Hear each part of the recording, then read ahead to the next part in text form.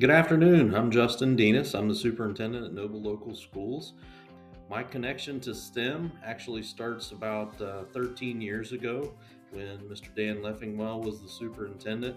We set out to reclaim a lot of our students who were leaving campus. We didn't set out to be STEM designated. However, we are the only K-12 STEM designated school in Appalachia. So that's a feather in our cap, of course, but we initially set out to do workforce development, and all roads lead to a job, and all of our students will be enrolled and listed or employed upon graduation. And after we did that work, we kind of said to ourselves, we're checking all the boxes for STEM. I think our time at Noble, Dan and I both together, kind of led to and maybe was a catalyst in starting the Appalachian STEM Collaborative.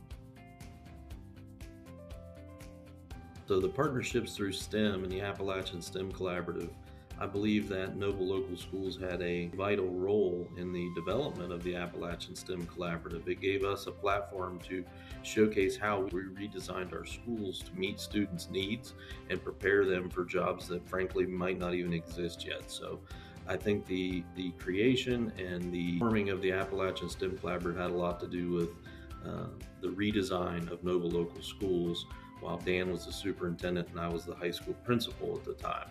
So we're super proud of what we did. I think it helped lead some of that work in the initial stages. We like to engage kids differently, and STEM has been the platform for us to do so.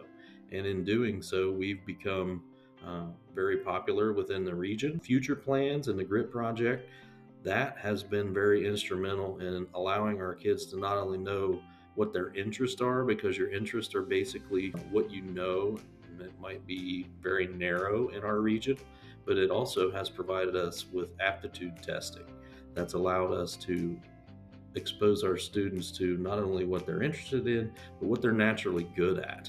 And that has been a big part of where we've headed in terms of workforce development and what pathways we choose to put together here at Noble Local.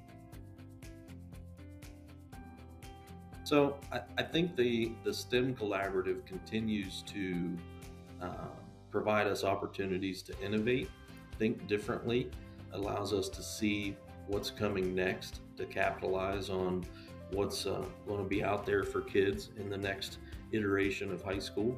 I think that for a long time, Noble Local was ahead of the curve in terms of high school redesign.